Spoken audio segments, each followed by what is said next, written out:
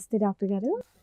So మరి doctor గారు అంటే బేసిక్‌గా చాలామంది భయపడుతున్నారు ఈ ఏఐ వల్ల గూడా. అంటే ఉద్యోగాలు పోతాయనో, లేకపోతే ఇంకోటో చాలా రకాల ఆందోళనలైతే చెందుతున్నారు. అంటే దీనివల్ల ఎక్కువగా నష్టాలు ఎలా కలుగుతాయి? దేనివల్ల కలుగుతుంది? ఎలాంటి రంగంలో ఎక్కువ మనం చూడొచ్చు నష్టాలు దీనివల్ల? ప్రతి రంగంలో దీని నష్టం ఉంది. ఎలాగంటే దానిలో మనకు ఫీడ్ చేసిన ఇన్ఫర్మేషన్ బట్టి ఉంటుంది. అప్పుడు దానిలో ఒక బయాస్డ్ ఇన్ఫర్మేషన్ ఉందనుకోండి, ఎవరినో తిట్టినట్టు, లేకపోతే ఒక ఫలానా ఒక వర్గాన్ని కోప్పడినట్టు, దాన్ని న్యాచురల్లీ ఆర్టిఫిషియల్ ఇంటెలిజెన్స్ మెషిన్ అదే మాట్లాడుతుంది.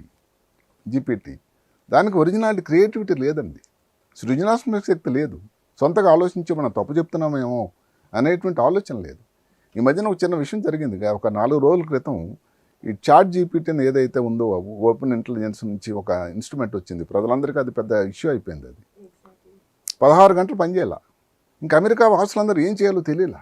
సరిగా ఎక్కువ తక్కువ మాట్లాడడం, తప్పు మాట్లాడడం, ఒకటి క్వశ్చన్ అడిగితే ఇంకేదో పెడసరంగా భాష సమాధానమేమో, అసలు వీళ్ళందరూ తలపీక్కున్నారు.